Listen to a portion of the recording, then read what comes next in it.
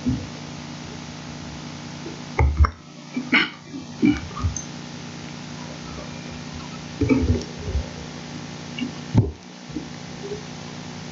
malam kepada Bapak Ibu, Saudara-saudari sedharma. Sebelumnya terimalah salam dalam Dharma, Namo Buddhaya. Berbahagia sekali kita semua dapat berkumpul di Wihara Pluit Dharma Suka di minggu ketiga ya. Cuacanya cukup cerah walaupun tadi sempat mendung-mendung.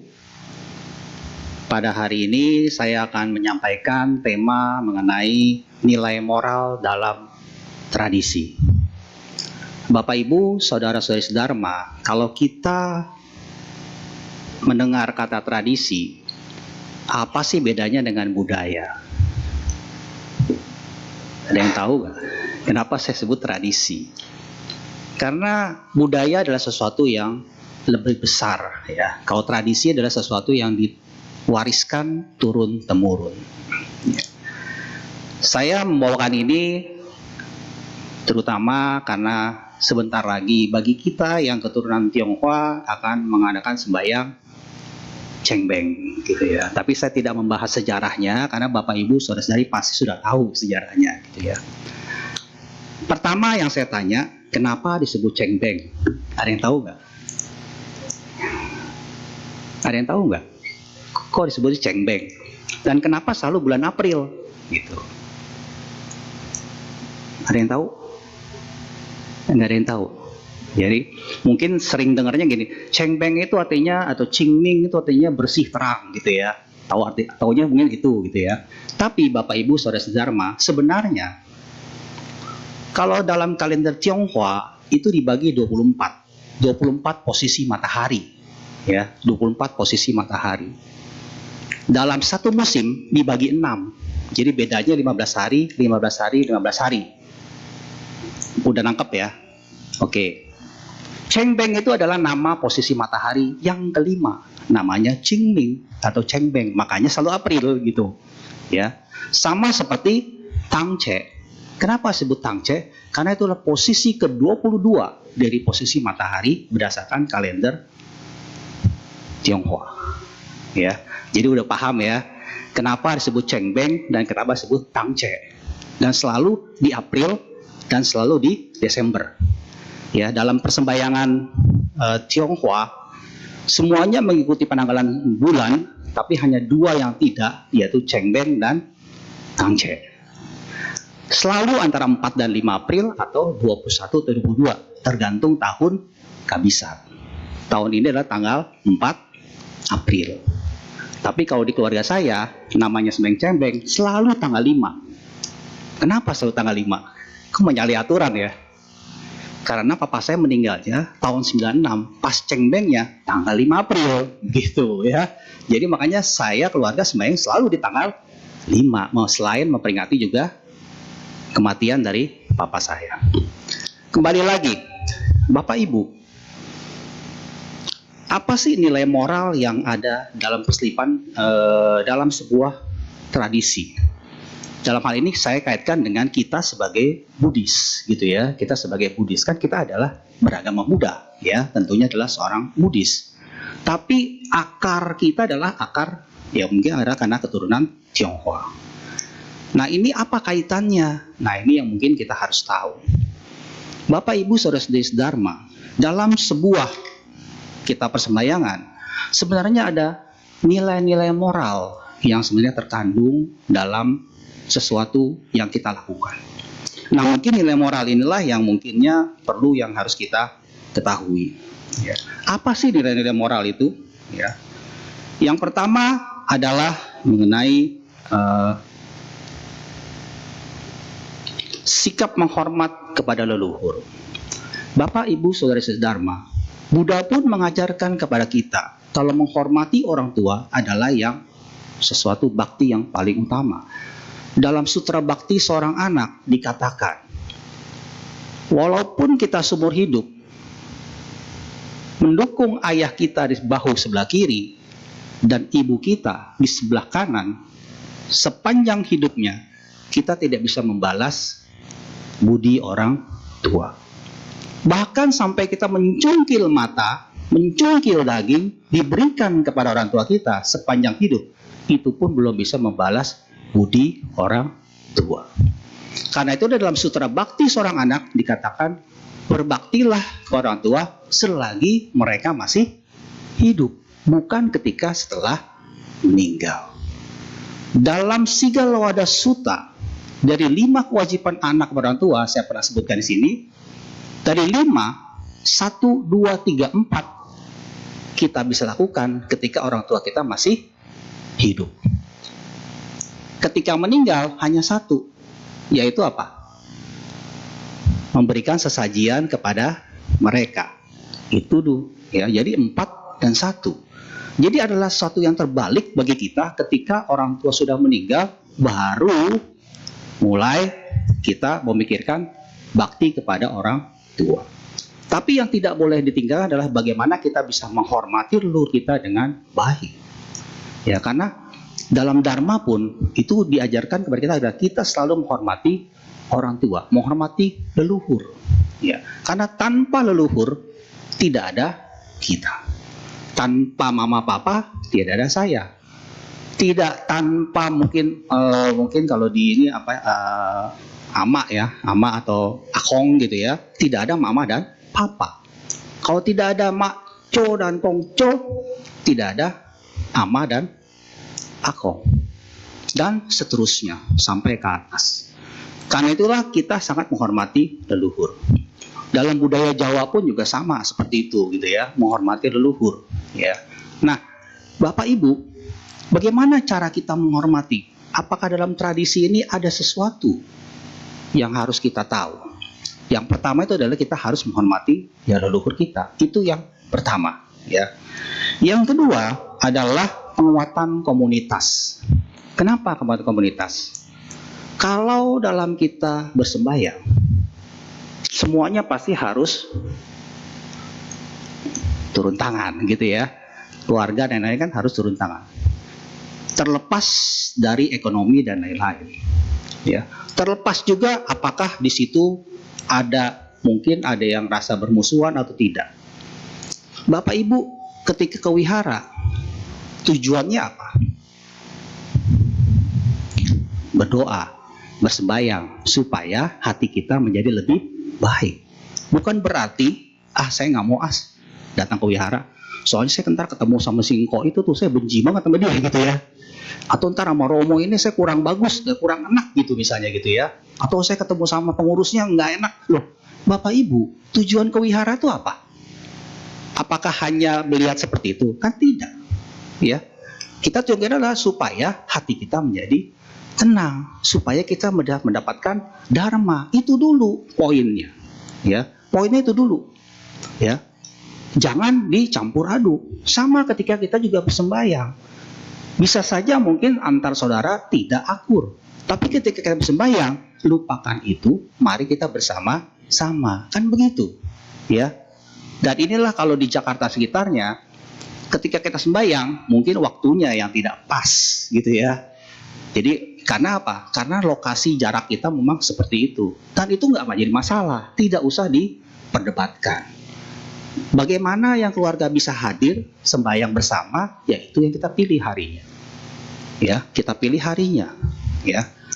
Jadi kalau di daerah mungkin waktu yang lebih. Kalau istri saya tuh di sana begitu dia, tanggal 5, tanggal 4, tanggal 4. Sembahyang cabgo, cait. Tahu kalau kita tidak. Malamnya udah mulai sembahyang gitu ya. Kalau mereka tidak, lewatin dulu tengah malam. Ya. Itu adalah sesuatu yang tidak perlu dipersoalkan. Ya. Nah, jadi apa sih tujuan kita sembahyang kepada leluhur kita? Adalah kita menghormati leluhur kita. Jangan dicampur aduk. Saya kan sama Koko lagi berantem. Itu lupakan dulu gitu ya. Kita datang, ya sembahyang. Ya, supaya sama-sama menghormati orang tua kita atau menghormati semua leluhur kita. Demikian juga kalau kita sembahyang, mungkin ya. Jadi karena kita sudah tahu mengenai Dharma. Kalau dulu kan kalau kita sembahyang kan gini kan, sembahyang, minta naik kelas, kan begitu. Dulu gitu ya, kan gitu-gitu dulu ya. Dulu mah ikut-ikut aja gitu. Ya lama-lama udah gede-gede gitu kan mikir juga ya. Emang Popo sekolahnya SMA ya? Kok bisa naik kelas gitu ya? Lama-lama, wah ini kalau diajarin terus ke anak muda, ntar dia bisa nanya tuh, ya. Sembahyang, biar sehat, biar apa? Loh kok biar sehat gitu ya? Kan jadi ini. Adalah ketika sembahyang, banyak orang yang mungkin, kamu ngapain tadi depan? Nggak ngapa-ngapain. Nah itu ngapain? Cuman ditancap-tancap, kucung-kucung tancap gitu ya. Banyak seperti itu. Jadi namanya cung-cung tep gitu ya. Jadi cuma sembahyang aja. Mungkin bukan hanya di situ aja. Bahagia mungkin ada di wihara atau sembayangan Buddha juga gitu aja gitu. Jadi nggak tahu nih apa yang diucapin. Udah gini-gini, udah tep gitu ya. Nah, sebenarnya apa ketika kita sembahyang di depan lu adalah kita harus mengucapkan terima kasih ya, dan juga mengucapkan kepada yang kita sembayangin adalah, dan semua yang terkait karma dengan saya itu adalah dapat terlahir di alam bahagia. Karena apa? Karena kita nggak tahu saudara kita mungkin ada yang juga duduk di depan lagi nunggu, lagi mau disembayangin, kan begitu ya. Jadi kalau kita banyak ada orang-orang sensitif, nggak ada orang sensitif mungkin apa ya, pernah nggak ketika lagi ngapain atau gimana, mungkin badan berat atau apa, karena auranya mungkin sensitif, jadi bersentuhan dengan aura yang mungkin negatif atau gimana gitu ya. Biasanya sih ya sebut aja ya, kalau ini jangan inilah, kita doakan dia, karena banyak makhluk-makhluk lain yang sebenarnya minta kita doain gitu ya, minta kita doain ya. Jadi Bapak Ibu, itu yang kedua ya, komunitas keluarga. Yang ketiga adalah rendah hati ya, kita harus bersikap rendah hati dalam kita melakukan persembahyangan ya. Jangan merasa yang satu lebih tinggi atau bagaimanapun, kita ya sama-sama. Berikutnya adalah dana ya, dana. Jadi Bapak Ibu, dulu ya, ketika orang mulai sembahyang entah di kuburan atau apapun, biasanya makanannya nggak dibawa lagi, ditinggalin aja. Maksudnya apa? Wah tuh makanan itu tuh nggak boleh dibawa-bawa. Bukan itu maksudnya. Maksudnya apa? Ya itu berdana. Berdana. Kenapa? Karena dulu banyak di Tiongkok sana ya, dulu banyak rakyat yang miskin ya, banyak rakyat yang miskin ya. Mereka tuh mungkin nggak makan daging gitu ya, nggak bisa makan mungkin makanan yang enak, itu nggak bisa. Jadi kalau sembahyang udah tinggalin aja, biar mereka yang ambil gitu ya. Jadi itu pengertian adalah ya berdana ya. Ya kalau sekarang mungkin beda ya, karena setiap orang keluarganya kan beda-beda ya. Ada yang sembayangnya di kuburan, ada banyak, tapi ada juga mungkin sembayangnya di kuburan cuma biasa aja, tapi sembayangnya di rumah. Itu diserahkan kepada keluarga masing-masing. Jadi saya tidak membahas mengenai tradisi masing-masing ya, karena setiap keluarga punya namanya tradisi itu kan diturunkan ya. Di keluarga saya sama keluarga bapak ibu, keluarga saudara-saudari beda. Dan kita nggak bisa sebut itu salah ya. Namanya kita udah sembahyang, menyampaikan sesuatu yang baik, nggak ada yang salah. Nggak ada yang salah ya, ketika sembahyang itu nggak ada yang salah. Yang salah adalah bagaimana kita mengupayakan untuk sembayangnya, itu yang bisa salah ya kan. Kan kalau kita berdana kan harus dari sesuatu yang istilahnya apa ya, halal gitu ya, halal, bukan dengan cara minta atau apapun gitu ya. Harus dari ya kita punyanya ini ya, itu yang kita berikan. Nah Bapak Ibu saudara-saudari Dharma, memang ada beda antara orang tua dan anak ya. Ketika sudah jadi orang tua ya, ketika nanti Bapak Ibu atau saudara-saudari belum berkeluarga, beda nanti dengan sudah berkeluarga ya. Dulu mungkin gak bisa bayangkan, kenapa sih mama papa kok apa-apa nanya, apa-apa ngatur. Tapi nanti kalau udah jadi orang tua, sama nggak? Sama gitu ya, sama aja gitu ya. Jadi dari kita, ketika kita melakukan sesuatu, jangan kita merasa terpaksa. Itu yang harus kita juga jelaskan kepada generasi muda kita. Jangan merasa terpaksa. Jangan dibilang kalau namanya sembahyang itu merepotkan. Agama Buddha tuh repot gitu ya. Nggak ada yang repot. Yang buat repot siapa? Iya, kitanya juga yang buat repot gitu ya. Kitanya yang buat repot gitu ya. Makanya itu sejak ketika orang tua kita masih hidup, ajaklah dia untuk ke wihara. Begitu ya. Ini loh, Mas, sembahyang ini semuanya. Jadi sudah mulai mengenal dharma. Kenapa? Karena nanti ketika kita sembayangin, dia sudah punya karma baik. Itulah yang membuat dia nanti akan terlahir di alam yang lebih bahagia. Makanya kan kita suka bilang, kalau di saya suka bilang, kalau ada yang meninggal adalah gate para samgate bodhi swaha. Pergilah ke pantai seberang ya. Kalau di Mahayana kan ada ya yang gate para samgate bodhi swaha gitu ya. Kalau di Mahayana memang seperti itu. Ya, ala pantai, selamat ke pantai seberang, maksudnya ke ya mungkin ke nirwana ya, atau mungkin ya ke alam lebih yang baik gitu ya. Jadi semoga mendiang siapa yang meninggal terkondisikan terlahir di alam bahagia. Terkondisikan. Kenapa disebut terkondisikan? Karena kalau dia tidak punya karma baik, ya nggak sampai juga gitu ya. Sama kalau kita doakan orang ya selamatnya, tapi orangnya nggak lagi berduka, kan nggak sampai apa yang kita sampaikan. Ya, jadi dia harus posisi, oh ya, memang sudah bisa terima. Ya, jadi itulah seperti itu. Ya, jadi orang tua memang kita harus ajarkan supaya ya ini loh kebaktian dan lain-lain, supaya pemahamannya juga akan lebih baik. Nah, jadi Bapak Ibu Saudara Dharma, nilai-nilai moral inilah yang sebenarnya ada dalam sebuah persembahyangan. Dan ini kemudian akhirnya berubah dengan zaman. Budayanya berubah, karena budaya berubah, yang tradisi akan juga berubah. Ya, jadi banyak pergeseran. Tidak masalah, karena budaya itu bisa berubah. Tapi yang paling penting adalah esensinya, yang paling penting adalah ketika kita melakukan sesuatu, rasa bakti itu yang paling utama. Ya, rasa bakti yang paling utama itu yang jangan dilupakan. Masalah bagaimana itu pewujudannya, pelaksanaannya diserahkan kepada Bapak Ibu Saudara-saudari sedharma. Yang penting adalah dalam kita melakukan itu, jangan kita menimbulkan sesuatu yang namanya loba, dosa, dan moha. Loba, keserakahan. Jadi kalau itu ya kan, bagaimana nih supaya ini begitu ya. Dosa, kebencian, kita benci sama dia. Moha, kebutuhan batin. Kalau kita melakukan sesuatu, kita nggak ngerti apa sih maksudnya, gitu ya. Akhirnya ya seperti itu. Nah, jadi Bapak Ibu Saudara-saudara, penting bagi kita adalah dari sejak anak kita muda, kecil, mulai sudah diajarkan bagaimana supaya dia bisa berinteraksi.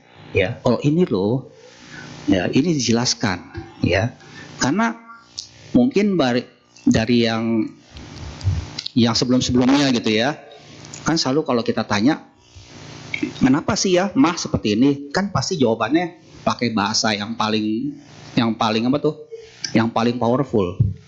Dari sononya udah begitu ya, kan begitu ya, dari sononya. Nah, kalau udah ngomong dari sononya udah nggak bisa jawab lagi dah, nggak usah nanya lagi dari sononya dari mana gitu ya, dari Pluit ya kan, dari Tangerang gitu kan nggak bisa ya. Dan ketika kita menjelaskan pun juga ya juga harus ya pandai-pandai gitu ya, karena generasi muda kita ini lebih apa ya, lebih punya kreativitas ya, punya sesuatu yang lebih. Karena apa? Generasi disebutnya apa? Gen Z ya. Gen Z tuh yang buat listrik mati. Gen Z ya, Gen Z ya. Generasi Z. Generasi Z ini adalah generasi yang dibilangnya generasi strawberry. Ya, generasi strawberry. Kenapa disebut strawberry? Luarnya kelihatan indah, tapi mentalnya tidak gitu ya kan, sebut generasi Z ya. Ya Bapak Ibu, di kantor saya juga begitu sama. Ya, jadi kalau saya punya karyawan, kita omel-omelin terus nih. Besok dia resign. Wah, ngapain gue omel-omelin dulu gitu ya. Besok dia pindah loh. Ya, pindah aja gitu, ngapain. Tapi coba Bapak Ibu dulu yang sekarang nih, yang udah sukses. Dulu diomel-omelin nggak waktu kerja? Diomel-omelin, betul ya? Ya betul ya Pak. Tapi kita kan positif ya. Ya kita domelnya karena disayang sama bos gitu ya. Karena kita lagi diajarin, udah gitu. Itu generasi yang dulu. Generasi kita sekarang enggak. Beda. Ya. Karena itulah dalam kita menyampaikan sebuah ini juga harus, ya memang harus, kita harus bisa pandai-pandai. Ya. Karena jangan ada stereotip agama Buddha itu agama yang merepotkan. Bapak Ibu, saudara-saudara perlu diketahui di dunia barat sana agama Buddha malah semakin berkembang. Ya, karena mereka melihat ya ini yang memang pas, sesuai. Ya. Belum lama saya lihat di sebuah di YouTube atau di YouTube ya. Ada seorang biksuninya orang bule dan kebetulan dia ke tantra ya, kayaknya jubahnya itu ungu-ungu gitu ya, ungu kuning.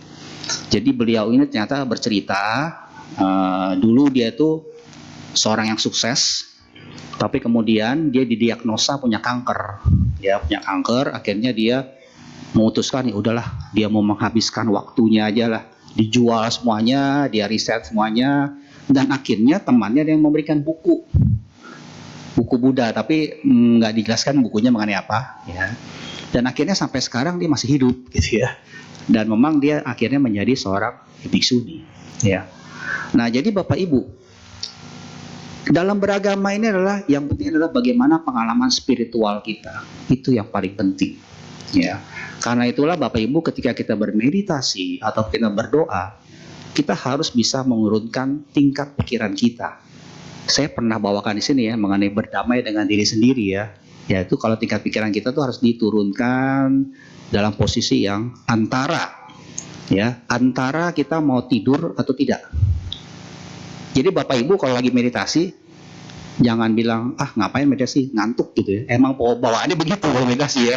Dia dalam posisi mau mengantuk gitu. Nah itu dalam posisi sudah mulai dalam posisi yang memang itu sudah namanya transcend semuanya itu. Ketika dalam posisi itu, ketika kita bersembahyang atau meditasi, ternyata lebih kusuk, ya lebih kusuk. Saudara-saudara kita agama lain ada yang memakai teknik itu, ya. Jadi ketika mereka menggunakan sampai transcend gitu ya, akhirnya apa? Dia lebih kusuk dan berdoa itu akan menjadi lebih powerful.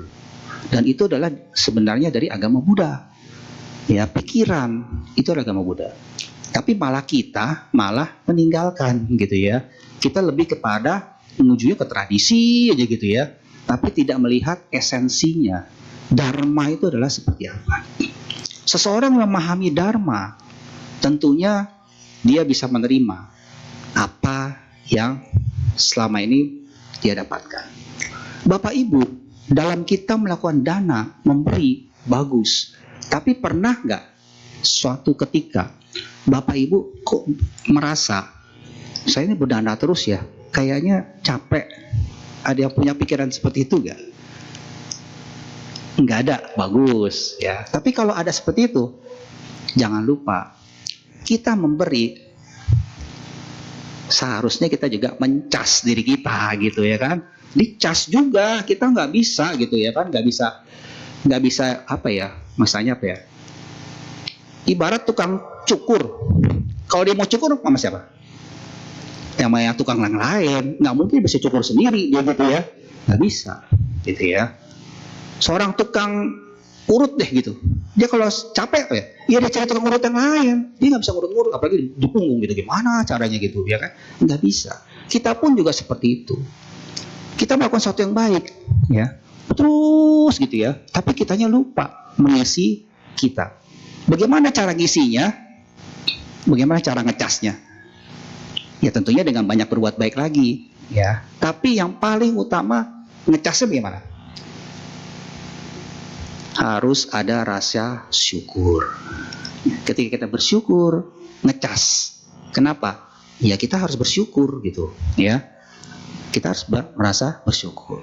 Kita tidak boleh membandingkan hidup kita dengan orang lain, karena kita punya cerita sendiri. Saya juga pernah bawakan materi ini seperti jangan menilai buku dari sampulnya. Karena kita punya cerita masing-masing. Ini loh saya yang sekarang sama yang sebelumnya mungkin berbeda. Ya, nggak sama. Kan ada cerita ketika Buddha diludahi seseorang. Ya, ada sebuah cerita ketika Buddha diludahi seseorang. Ya, sampai akhirnya orang itu minta maaf kepada Buddha. Saya minta maaf. Apa yang dijawab oleh Buddha? Kenapa kamu minta maaf? Karena saya sudah meludahi. Oh, saya nggak merasa kok. Buddha bilang saya nggak merasa dimarahin, nggak bisa diludahin. Kenapa? Ya karena kamu yang sekarang sama kamu yang sebelumnya itu beda gitu, beda orang. Jadi yang sekarang ya sekarang, yang tadi ya tadi. Begitu cara kita menanggapi sesuatu. Dalam kita hidup pun juga memang harus seperti itu.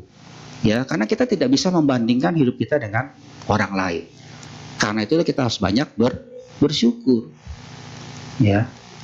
Dalam tradisi Tionghoa ada yang disebut namanya konsep 3C. C pertama adalah Chengli, gitu ya. Chengli itu apa? Adil, ya, adil. C yang kedua adalah Cincai. Dalam kita orang tua ketika dalam meninggal, kok banyak upacaranya begitu ya, banyak sampai kita harus nunggu semuanya 3 hari dan lain-lain sampai selesai sampai 3 tahun. Bapak Ibu Saudara Dharma, pernah nggak bayangkan ketika orang tua kita masih kecil, beliau menunggu kita selama berapa lama? Ada cukup 3 tahun? Nggak ada. Lebih ya, lebih. Kita sakit, nungguin dia. Jadi kalau kita orang tua lagi meninggal, kita bergadang, ya Chengli nggak? Chengli dong, ya. Jadi kita harus berpikir seperti itu, ya. Kita waktu kecil, wah itu 24 jam, apalagi kalau lagi sakit, ya, lagi sakit, itu sampai digendong-gendong, gitu, badannya panas, gitu kan paling takut kan kalau orang tua kan anaknya panas ya badannya ya, karena saya pernah ngalamin tuh anak saya panas, waduh saya gendong-gendong tuh, ya, 24 jam. Terus apakah kita sampai 3 tahun? Enggak juga. Bahkan sampai kita mau merit aja dimikirin, betul nggak? Betul ya. Mau merit dipikirin loh. Ini udah begini nggak? Udah ini nggak? Udah ada gimana? Ada kerjaan nggak gitu ya? Nanti makannya pakai apa? Kan begitu, ya. Masih mikirin. Sampai udah punya anak, anaknya dititip lagi. Ya kan? Udah punya anak, anaknya titip gitu ya kan? Ya itu yang namanya orang tua. Ya, waktu muda gendong anak gitu ya. Udah tua gendong cucu gitu ya. Jadi ya orang tua itu ya sepanjang hidup ya mikirin kita. Masa kita nggak mau mikirin orang tua? Kan begitu ya. Nggak Chengli namanya. Itu nggak Chengli namanya. Ya. Makanya dalam tradisi, kalau di Tangerang biasa ada yang namanya apa ya? Kalau yang sembahyang di altar tuh apa ya namanya? Saya lupa. Tradisi Ciotao, tahu ya Ciotao ya? Ciotao yang disuruh makan 12 piring. Ada di sini orang Tangerang. Nggak ada yang makan nasi piringnya banyak gitu ya. Ada yang namanya tuh disebut nasi terakhir. Maksudnya apa? Sekarang mama nih nyuapin kamu nih yang terakhir. Besok kamu cari makan sendiri. Jangan minta sama orang tua gitu, maksudnya begitu gitu ya. Jadi inilah dia orang tua sedemikian hebatnya kepada. Demikian juga bapak ibu nih yang udah jadi orang tua. Sama nggak ke anaknya seperti itu? Sama ya, pasti sama. Nggak ada orang tua yang nggak mikirin anaknya, nggak ada. Ya, walaupun dia tinggal jauh, udah punya keluarga, tetap masih mikir, kan begitu. Ya, masih mikir gitu ya kan, masih khawatir. Ya itulah dia budi baik orang tua. Yang makanya Buddha mengatakan sepanjang hidup digendong juga nggak bakal bisa membayar. Kalau begitu, Buddha mengatakan apa? Iya, kita harus berbakti berbakti kepada orang tua kita selagi mereka masih hidup, sebelum terlambat. Ya, sebelum terlambat. Ya, karena kalau sudah tidak ada, ya nggak bisa lagi. Ya sulit, bukan nggak bisa, agak sulit. Ya, nah jadi Bapak Ibu, itu yang saya sampaikan pada malam hari ini. Setelahnya mungkin kita bisa tanya jawab. Saya serahkan kepada Pak Tokoh.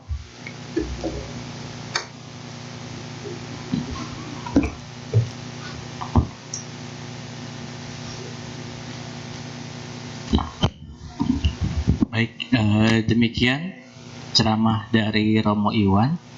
Kepada Bapak Ibu yang ingin bertanya, bisa secara lisan maupun tertulis. Untuk pertanyaan tertulis, bisa ditulis lewat WhatsApp dengan nomor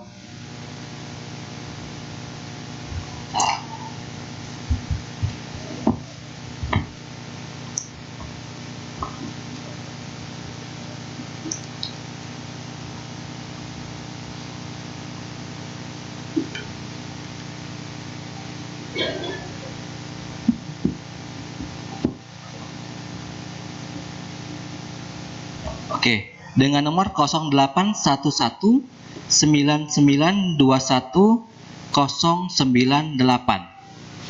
Sambil menunggu pertanyaan masuk, mari kita buka tuntunan kebaktian. Kita nyanyikan lagu dengan judul Cinta Kasihmu halaman 112.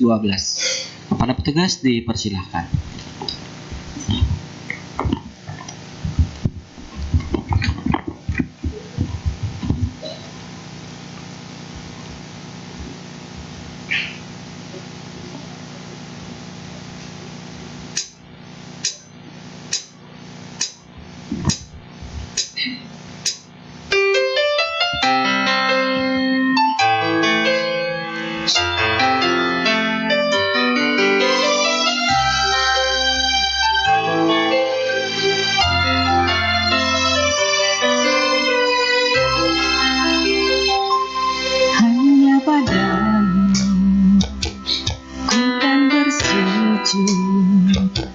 Sepenuh hatiku dan keyakinanku, sinar wajahmu sejukkan hatiku.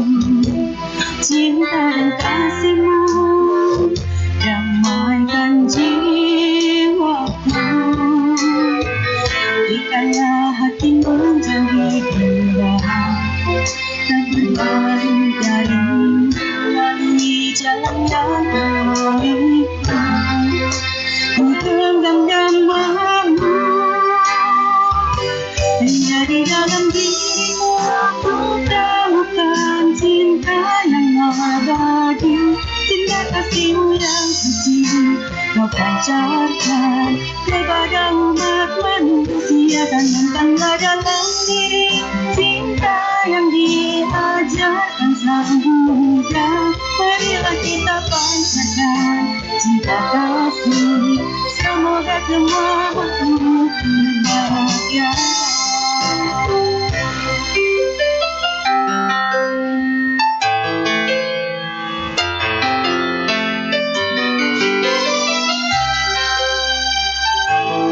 Nanti kita kembali ke baris 3. Sinar wajahmu sejukkan hatiku. Cinta dan kasihmu damaikan jiwaku. Berikanlah hati menjadi tak berpaling dari melalui jalan yang berliku. Ku genggam namamu, hanya di dalam dirimu aku temukan cinta yang abadi. Cinta kasihmu yang suci kau pancarkan kepada umat manusia, tanamkanlah dalam diri cinta yang diajarkan Sang Buddha. Marilah kita pancarkan cinta kasih, semoga semua makhluk berbahagia.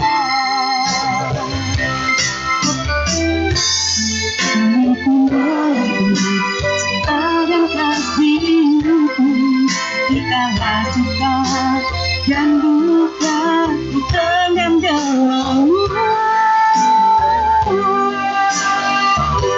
hanya di dalam dirimu aku temukan cinta yang abadi, cinta kasihmu yang suci kau ajarkan kepada umat manusia. Tanamkanlah dalam diri cinta yang diajarkan Sang Buddha.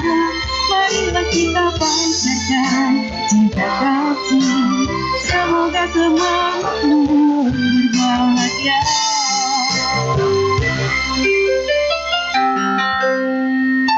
Terima kasih.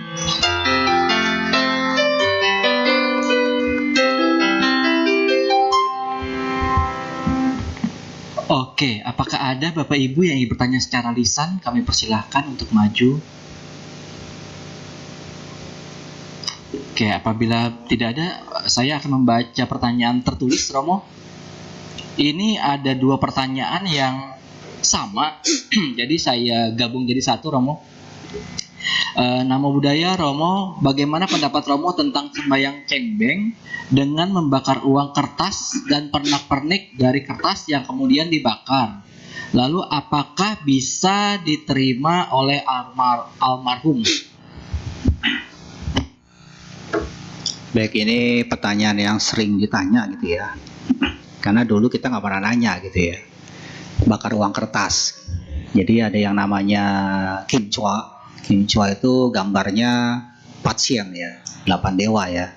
8 dewa. Kemudian ada kimchwa. Kimchwa itu perak gitu ya, perak. Tapi memang kalau di sini masih dipakai, tapi kalau di Tiongkok sendiri mereka sudah melarang itu ya, sekitar tahun 2000 berapa gitu ya. Jadi akhirnya diganti dengan uang kertas. Ya, uang kertas. Jadi mereka bayar pakai itu karena mereka nggak boleh bakar-bakar lagi. Ya, bayangkan Cina yang sedemikian banyak orang begitu lagi sembahyang bakar semuanya. Cina panas gitu ya, panas bisa hujan gitu ya. Kalau di sini kan kita masih sedikit. Ya, akhirnya mereka ganti dengan uang kertas yang kalau kita lihat sudah hell bank note ya. Bank neraka. Wah, itu nilainya fantastis tuh. $10.000, $100.000. Maksudnya apa gede-gede? Kan nggak boleh bakar. Kan kita nggak tahu tuh ya. Kalau dulu uang peraknya tuh di sono apa tuh masalahnya cukup atau enggak.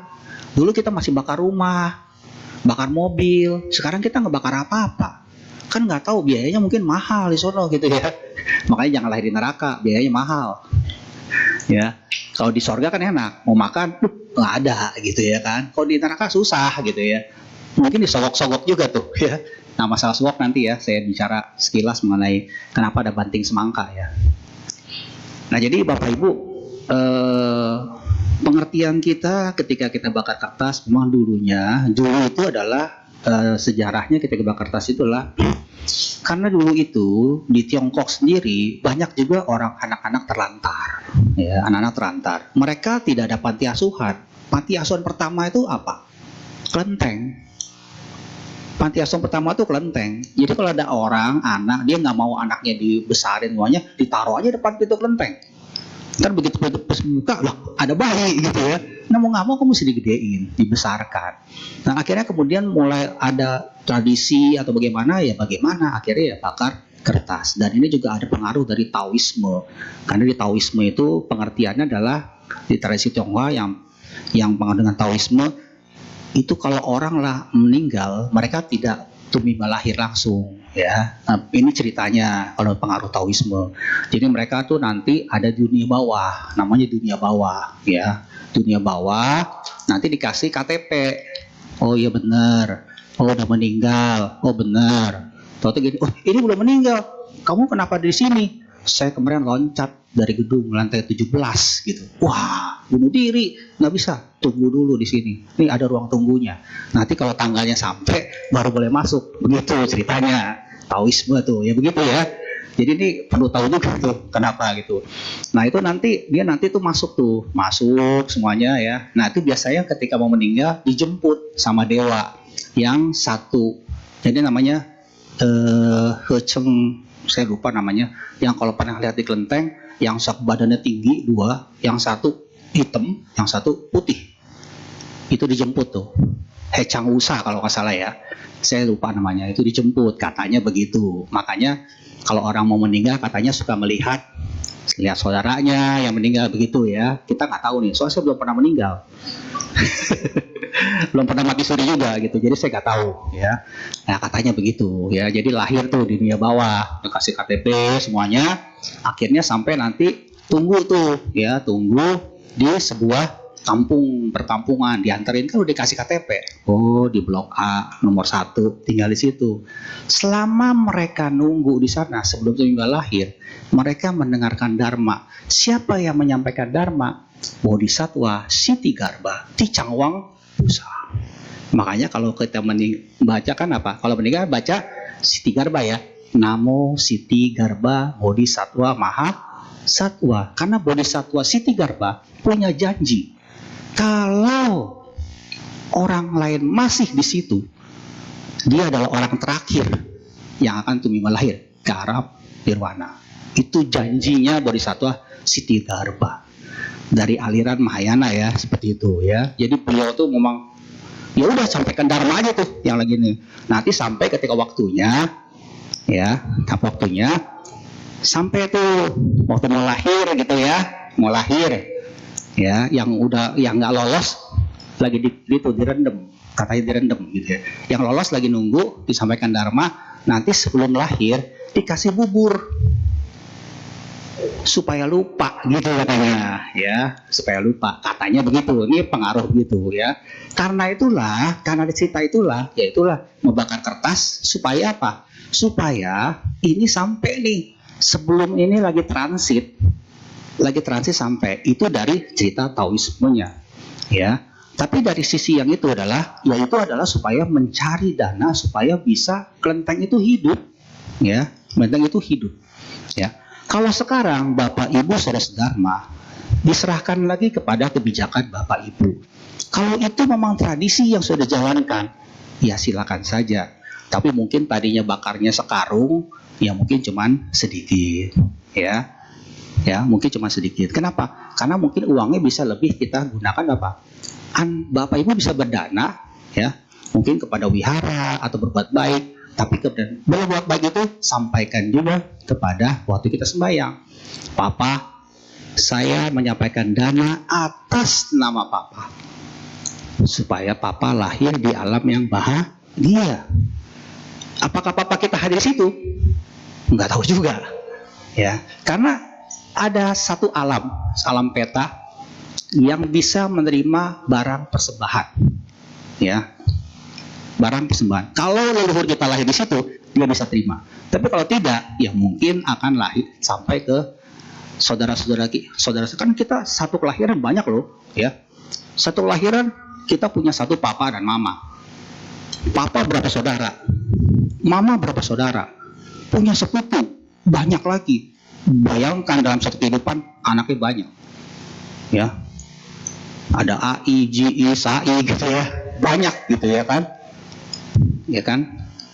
Jadi itu sudah kehidupan. Baru lagi kita lahir lagi. Berapa kehidupan? Apalagi lahirnya jadi semut. Banyak banget gitu ya. Jadi itulah makanya ketika kita berkertas ya, silakan saja. Tapi serahkan dengan kebijaksanaan. Kalau misalnya yang meninggal mungkin saya nanti nggak perlu bakar kertas. Karena ketika hidup saya pun juga pengertian kita misalnya ya udah nanti doakan saja Papa ya, nggak usah bakar, nggak usah pakai Samseng, nggak usah kasih Kentucky aja Coca-Cola gitu ya, cukup. Kenapa? Ya itu juga makanannya gitu ya. Jadi Bapak Ibu inilah dia sih ya, bisa berubah.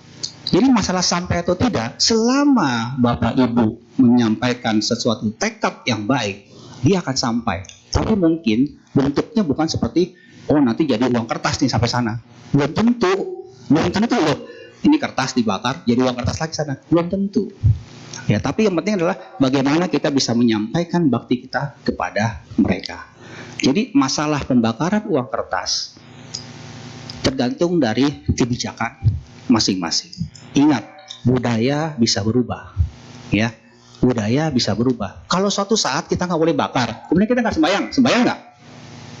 Dilarang, nggak boleh bakar kertas. Terus ya udahlah, kita nggak usah sembahyang. Habis nggak boleh bakar kertas, begitu? Kan enggak, ya? Tidak, karena itu sesuai dengan zamannya, ya. Bagi yang masih melaksanakan, silakan saja. Karena kan yang kita sembayangin kan mungkin pengertiannya tidak seperti kita. Ya silakan, jangan dirubah, ya. Tapi mungkin setelah saya dan ke bawah mungkin sudah berubah, ya. Misalnya dalam salah hidup Bapak Ibu sudah yang namanya makan daging udah kurang, ya, nggak terlalu suka, ya udah nggak usah, ya. Mama saya aja udah wanti-wanti, nanti kalau sembahyang nggak usah pakai ayam, habisnya nggak makan ayam, gitu ya, mau kasih ayam, ya kan. Jadi ya udah gitu ya, ikutin aja gitu ya kan. Jadi Bapak Ibu, kembali lagi kebijaksanaan kita masing-masing. Itu ya tadi ya. Yang tanya kira-kira apa nih? Apa merasa saya udah bakar kertas, mestinya sampai nih gitu ya? Silakan, ya kan? Yakin. Kalau itu Anda yakinkan sampai. Yang penting Anda sampai adalah perbuatan baiknya, bukan masalah kertasnya ya, bukan masalah kertasnya. Nah, ngomong-ngomong mengenai yang tadi sogok menyogok, karena dulu zamannya Bapak Ibu pernah tahu ya yang kenapa suruh banting semangka ya. Banting semangka itu dulu ada ceritanya mengenai ada seorang kaisar namanya Li Semin di dinasti Tang. Beliau ini raja yang sangat disukai oleh rakyatnya. Setelah 13 tahun memerintah, beliau meninggal karena memang sudah diramalkan ketika Kaisar Li Semin 13 tahun memerintah dia akan meninggal. Dia datang, dia meninggal. Penjaga neraka, penjaga akhirat bukan neraka. Lihat, ini kan rajanya kan diagung-agungkan rakyat. Kenapa meninggal? Dilihat. Oh, ternyata dia itu setelah 13 tahun memerintah, dia meninggal. Ya udah deh, saya kasihan dah. Akhirnya apa? Bapak Ibu kalau di huruf Mandarin kan kalau I kan itu garis satu ya. All san kan 3 garis ya.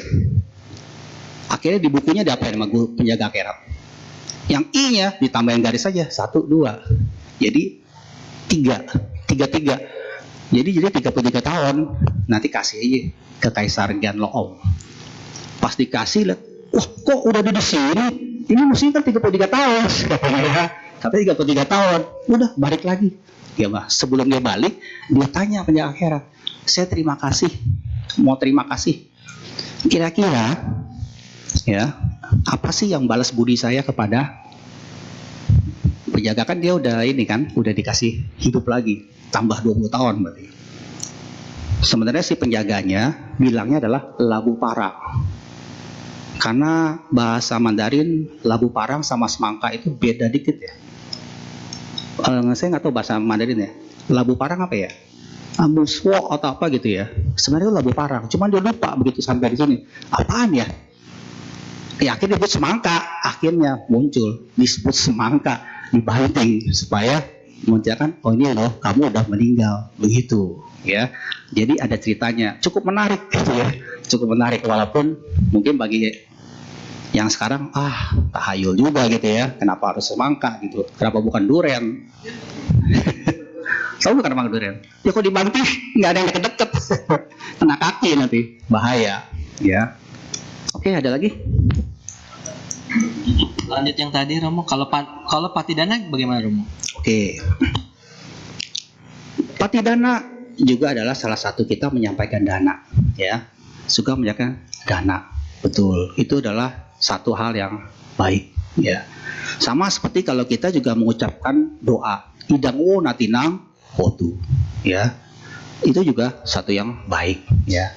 Hanya memang bedanya adalah ketika kita patidana itu kan kita menyampaikan dana langsung gitu ya. Jadi ada bante gitu ya, kita menyampaikan nanti juga itu disalurkan kepada orang, kepada leluhur yang kita sampaikan jasanya ya. Dalam itu ada bedanya adalah nilai moralnya tadi yang namanya penguatan keluarga ya, penguatan keluarganya yang sama-sama Walaupun karena itulah lebih bagus patidana jangan sendiri juga, tapi ajak juga saudara-saudara kita. Jadi sama-sama patidana kan sama juga ya.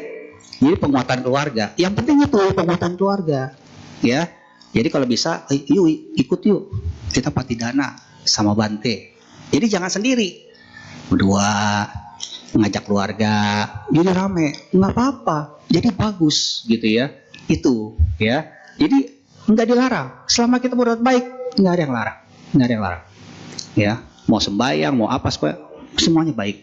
Ya, kembali lagi kepada kebijakan kita masing-masing dan juga yang kita tujukan, ya kita tujukan ke siapa? Ya, kalau memang pengertian mereka sampai di situ ya udah tradisi seperti itu ya kita jalankan. Tapi kalau kita ke bawah mungkin sudah berbeda. Ya, jadi Bapak Ibu nanti ketika sudah ke bawah, ya beda lagi. Ya, mungkin udah nggak minta dikubur. Ya, kalau sekarang kan dulu, wah, harus dikubur.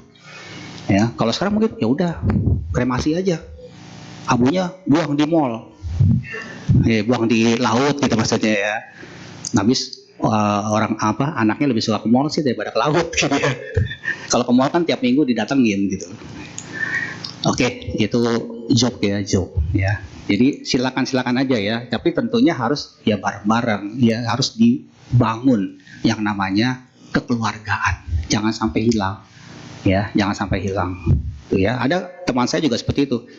Di Patidana ya, itu cicinya 2, adiknya 1 sama-sama Patidana. Ya. Jadi kan enak, sama juga ya. Kembali lagi adalah kebijaksanaan kita masing-masing. Itu aja. Oke, ini ada beberapa WA yang sama juga nih Romo. Penasaran dengan Romo nih. Tadi ada 3C, Chengli Cincai. Nah, satunya lagi tuh Romo ini belum selesai. Berarti masih nyimak ya. Jadi Chengli ya kita maksudnya adil lah gitu ya. Nah, kemudian C itu Cincai, maksudnya jangan terlalu masalah-masalah kecil tuh jangan diributin ya. Masalah keluarga apa ya kecil-kecil nggak usah diributin, diam aja gitu ya. Nggak usah lah kalau nggak prinsip. Kalau kita udah bisa cincai dan kita bisa cengli, muncul C yang kedua, C yang ketiga, yaitu apa? Cuan. Kita nggak bisa cuan kalau nggak bisa orang juga nggak cengli, nggak cincai gitu ya. Apa dipikirin gitu ya. Akhirnya apa? Ya nggak ada cuannya. Ya, walaupun ada juga tuh yang jualan yang nggak cuan aja juga rame. Tahu kan yang nggak cuan? Gacoan gitu maksudnya gacoan. Jadi iklan nih, maksudnya nggak boleh nih. Saya nggak dibayar soalnya. Ya, jadi itu ya C yang ketiga. Ya, jadi Bapak Ibu kita harus bahagia dulu, ya bahagia dulu, ya. Baru segala sesuatu pasti akan berjalan dengan sebagaimana mestinya. Ikutin aja, ya. Oke, ada lagi? Ini agak panjang nih Romo. Malam Romo, mau menanyakan bagaimana dengan jodoh lampau. Orang bisa bertemu kembali dengan seseorang yang merupakan jodoh lampaunya. Sedangkan orang itu sudah berkeluarga. Salahkah bila jalinan jodoh tetap berlangsung hingga selesai hutang piutang karma lampau? Bila mana tidak selesai, apa tetap akan bertemu lagi di kehidupan yang akan datang? Mohon penjelasan Romo. Ya, baik. Bapak Ibu, kita bertemu karena karma, kita berpisah juga karena karma.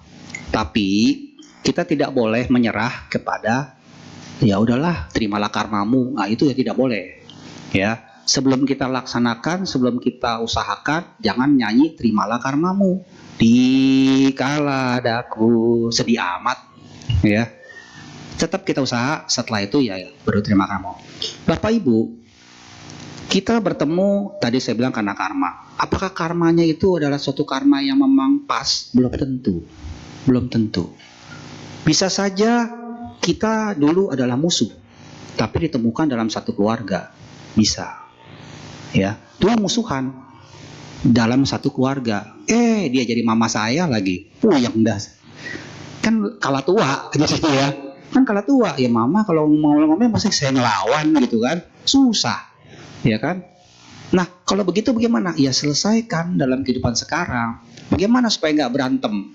Ya mungkin salah satu mengalah, mungkin ada yang mungkin ya udahlah, kalau marah tidak usah dibales, atau mungkin agak sedikit menghindar. Yang penting jangan memancing sebuah keributan. Nanti karmanya berlarut-larut. Jadi Bapak Ibu, saya pernah sampaikan ini dalam ceramah saya. Ketika kita ada di sini, sebenarnya ada sesuatu yang harus diselesaikan. Karma yang belum selesai, unfinished business gitu ya, bisnis yang belum selesai. Ya, masalahnya mengenai jodoh. Jodoh kita sebenarnya banyak, bukan satu. Hanya kadang-kadang kita yang suka nolak. Karena apa? Mungkin kriterianya ketinggian gitu ya. Karena itu mungkin jodoh kita, tapi nggak dilihat. Akhirnya mungkin ada yang nggak berjodoh. Satu. Yang kedua, memang jodoh kita itu adalah mungkin agak sulit. Karena apa? Ya, Bapak Ibu saudara-saudari sedharma, dikatakan dalam sebuah saya agak lupa. Jika ada seseorang, jadi ada sepasang suami istri ya, dulu sepasang suami istri, mereka berdua, dan kemudian mereka melakukan satu perbuatan yang buruk, yaitu apa? Ada sebuah keluarga juga yang kemudian mereka pisahkan, mungkin dibunuh atau bagaimana akhirnya. Ya, akhirnya dalam kehidupan berikutnya mereka berdua tidak bisa bertemu. Ya, karena mereka harus menyelesaikan karmanya masing-masing. Atau ada juga yang dalam kehidupan yang lalu mungkin pernah jadi orang tua, ini anaknya, dia kesel sama anaknya, dia bilang, sampai kapanpun ya kamu nggak bakal punya anak misalnya. Berikut lahirnya bisa jadi dia tidak punya anak karena ada karma yang sebelumnya. Karena itulah Bapak Ibu, hati-hati dalam kita mengucap ya, karena ucapan itu bisa menjadi sesuatu yang nyata, bisa terjadi dalam kehidupan sekarang atau dalam kehidupan yang akan datang. Kamu nggak bakal lagi jadi anak saya. Begitu dapat, sebenarnya dia udah jadi anak tapi keguguran karena dia menolak anaknya dia, jadi keguguran. Bisa jadi seperti itu. Inilah dia pernak-pernik karma yang mungkin kalau kita mengerti, paham, sebenarnya ada sesuatu yang sebelumnya terjadi yang akhirnya sekarang kita dapatkan. Ya, bagaimana caranya? Ya, kita harus banyak-banyak berbuat baik. Banyak berbuat baik dengan harapan karma baik kita bisa lebih banyak dan mungkin bisa bukan menghapus ya. Tidak ada yang namanya hapus-hapusan karma. Tapi efeknya yang lebih besar. Efeknya mana yang lebih enak? Saya pernah mencontohkan orang punya uang gotiau sama uang goban. Hilang uangnya sama-sama goban. Yang paling nyesek, yang paling uang punya goban. Cuman satu-satunya acan hilang goban. Sama yang punya gotiau hilang goban. Masih bisa senyum nggak? Masih bisa. Masih banyak uangnya. Sama seperti itu. Karma baik kita banyak. Yang lain ngepas. Sama-sama dapat karma buruk yang sama. Yang satu ya udah ngepas-pasan. Yang satu mungkin masih tidak terasa. Begitu ya. Jadi kapanpun ada waktu berbuat baik, laksanakan. Senyum aja juga berbuat baik. Ya. Mudita, simpati terhadap kebanyakan orang, kan gitu ya. Karena kita selalu mikirnya meta, karuna gitu ya kan. Padahal kita lupa. Mudita kan selamat ya gitu ya. Tapi selamatnya tulus. Jangan selamat ya, untung gua selamatin lo gitu ya. Jangan begitu. Selamat ya. Wah, hebat bagaimana? Itu mudita loh. Demikian juga yang paling gampang lawannya mudita. Siapa? Irsia, iri hati. Iri hati yang paling gampang loh ketimbang orang benci. Benci kan benci banget, tapi iri hati paling sering kita. Wah, kok pintaran dia sih gitu ya. Padahal gue udah belajar banyak ini, pasti dia nyontek gitu ya. Kan begitu. Ya itu iri hati. Ya, jadi karma lampau itu pasti ada dan tidak bisa ditolak. Tidak ada yang bisa menolak karma yang sudah ada. Itu satu-satunya tidak bisa kita tolak. Buddha aja nggak bisa nolak, apalagi kita. Ya, Buddha aja nggak bisa nolak loh. Ya, saya pernah sampaikan di sini, Buddha saja ketika mau parinibbana, dia punya sakit seperti disentri. Karena apa? Beliau waktu pernah menjadi kehidupan yang lalu, pernah menjadi tabib yang membuat dia juga sakit. ada pasiennya dibuat sakit, sama seperti itu. Akhirnya dia harus terima. Hanya Buddha itu hanya menerima karma, tidak menghasilkan karma yang baru. Ya, jadi Buddha aja terima karma buruk, apalagi kita. Jadi apa yang udah terima, ya sudah. Kita yakini semoga ini semua berjalan dengan baik dan kita bisa melakukan sesuatu yang lebih baik lagi supaya yang buruk bisa kita lalui. Itu aja sih ya. Mungkin karena saya nggak bisa ngelihat kehidupan lampau gitu ya. Terakhir Romo, selamat malam Romo. Kalau penyakit genetik yang diturunkan dari orang tua ke anak, apakah karma baik atau karma buruk? Oke. Sesuatu baik atau buruk tergantung cara pandang, ya kan? Tergantung cara pandang. Genetik, ya itu memang kita memang ada persesuaian karma tuh, ya dengan orang tua. Misalnya salah satunya adalah diabetes ya. Diabetes itu penyakit turunan. Jadi karena saya dulu pernah sekolah itu, saya mau jadi dokter dulu waktu itu, cuman nggak jadi. Jadi programmer jadi sekarang ya. Jadi genetik diabetes. Jadi dulu ada filmnya kan ya, filmnya Roy Martin dulu yang main tuh ya.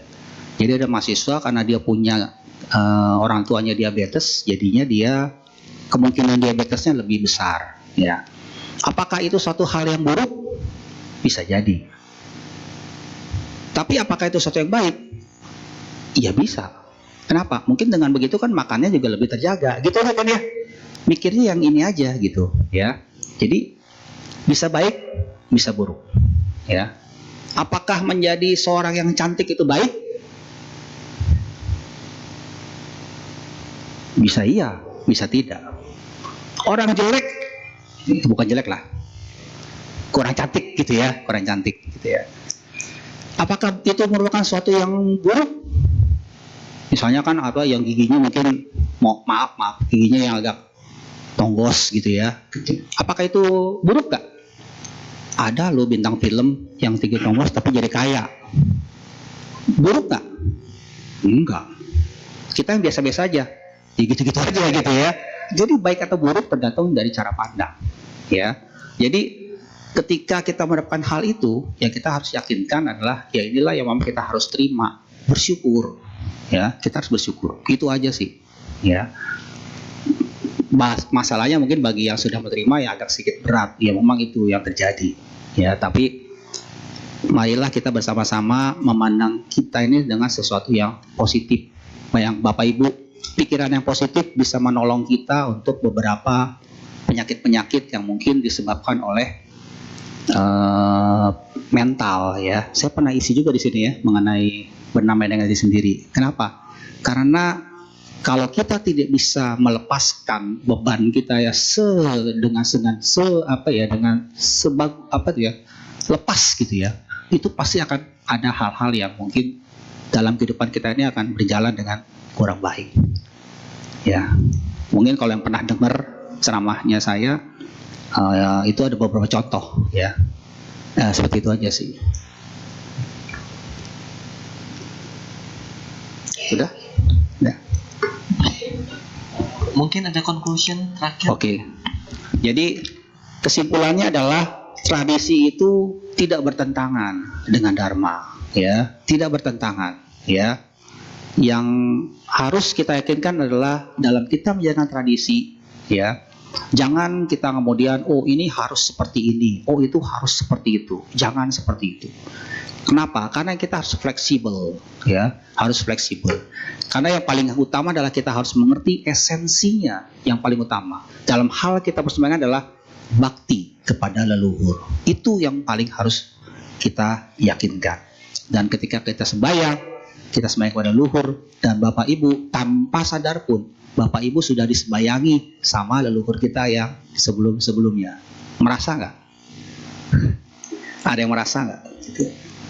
Mungkin kalau ada yang pernah tidur, kok saya ngelihat ada orang di meja sembahyang, lagi sembahyang siapa ya gitu ya. Jangan-jangan dia mungkin lagi sembayangin, kita nggak tahu, mungkin sembayangin saya, mungkin dia nggak tahu kalau yang disembayangin sudah lahir sebagai yang ada sekarang ini, gitu ya. Kita nggak ada yang tahu, karena hidup adalah misteri. Justru itulah kita harus banyak berbuat baik Karena itulah yang akan menolong kita dalam kehidupan baik yang sekarang maupun kehidupan yang akan datang. Itu saja kesimpulannya. Terima kasih. Sebelumnya mari kita bersikap anjali.